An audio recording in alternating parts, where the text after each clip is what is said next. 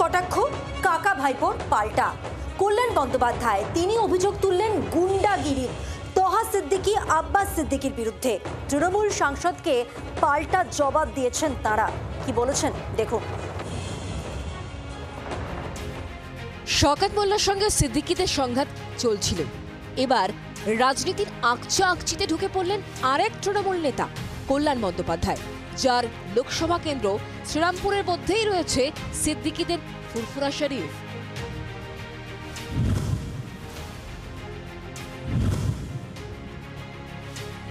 রবিবার আইএসএফের বিরুদ্ধে গুন্ডাগিরির অভিযোগ তুলে সরব হলেন তৃণমূল সাংসদ কল্যাণ বন্দ্যোপাধ্যায়। গুন্ডামি ছাড়া আর কিছু করতে জানে না।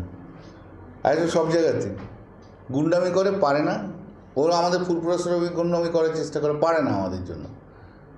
আইএসএফ কাজটাই হচ্ছে গুন্ডামি করা, কোনো কাজের নয় এটা। কল্যাণের বিরুদ্ধে পাল্টা সুর চড়িয়েছেন ফুরফুরা শরীফের পীরজাদা তহা সিদ্দিকী এবং তার ভাইপো আইএসএফ এর প্রতিষ্ঠাতা পীরজাদা আব্বাস সিদ্দিকী। ৭০-৭২টা বিজেপির এমএলএ কে নিয়ে এরা চিন্তিত নাই, চিন্তিত হচ্ছে এই একটাই এমএলএ কে নিয়ে আইএসএফ এর। কেন, কিসের জন্য? শুনি নাকি মাঝে মাঝে খেয়ে থাকে। সকাল সকাল বলেছে না রাতে রাতে বলেছে, খবরটা কখন বলেছে, খেয়েছিলেন না খেয়ে বলেছে, এটা একটু দেখার বিষয়।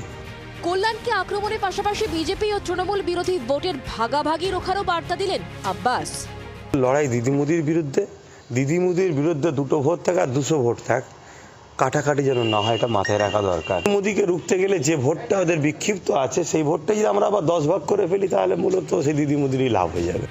এক ধাপ এগিয়ে আব্বাস দাবি এ রাজ্যে বিজেপি নয়, শাসক দল তৃণমূলের মূল প্রতিপক্ষ তার তৈরি দল আইএসএফই। পশ্চিমবাংলায় লড়াই কিন্তু বিজেপির সাথে নয়। বিজেপিকে শুধুমাত্র মুসলিম সম্প্রদায়কে ভয় দেখাবার জন্য ফান্ড এনে রেখেছে রাজ্য সরকার। মূলত লড়াই হচ্ছে কিন্তু আইএসএফের সাথে।